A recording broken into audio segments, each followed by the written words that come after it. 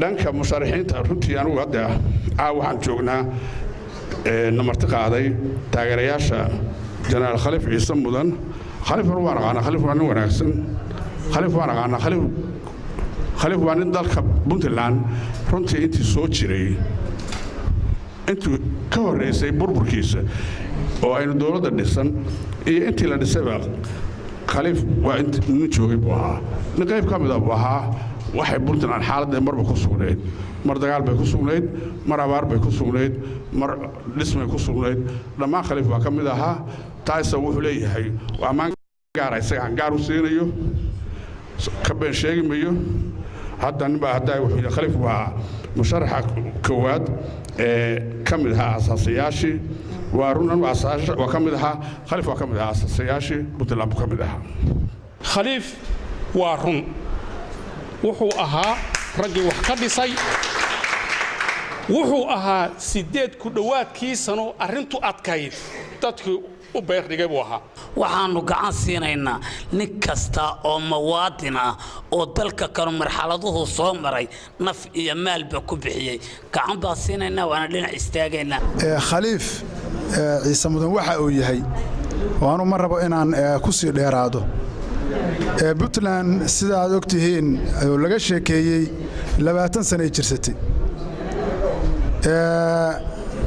waxba inoo hagaagay oo inoo socdo waxna waa inaga dhiman yihiin waxaan u baahannahay maanta qof wixii horena meeshii ay joogeen ay marayeen ka sii kaxeeya waxa inaga dhiman oo aan la gaadhinna ina gaarsiin kara ninkaasi keebuu noqonayaa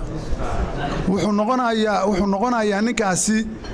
wax badan baa hadda waxa ina soo maray oo dawladda qabtay dad dibadaha ka yimi oo laga yaabo inay xog badan wadanka u hayn oo laga yaabo inayan wadanka war u hayn shaqo la'aanta iyo dhibaatooyinka ka jirta dhalinyarada xageeda oo laga yaabo inaysan amniga iyo waxyaalaha ka jira warka hayn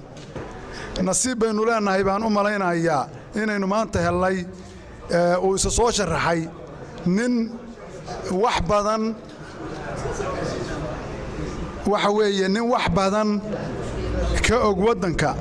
oo intii ay Puntland jirtay iyo intii ka horeysay oo ka horeysay ka shaqeynayay wadanka waxa kale oo aan isleeyahay Khaliif saad ku taqaaniin waa nin ganacsada ah oo garan kara waxa ganacsigu u baahan yahay waa nin ciidan ah oo jenaraal ah oo garan kara amniga wadanka iyo systemkeenu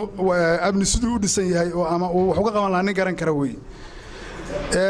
dhinaca kale waa nin dhaqan oo ixtiraami kara ama waxgaradka ama odayaasha ama wadanka gudihiisa dadka jooga oo dhageysan kara weey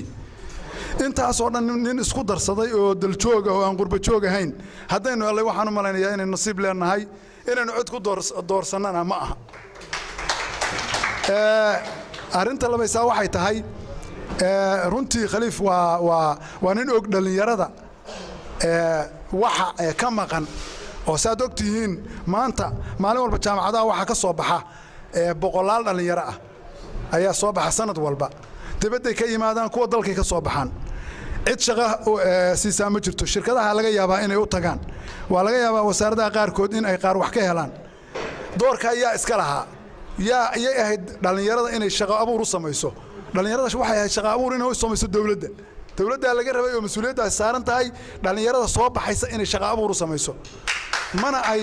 qaban dawladihii ina ka horeeyay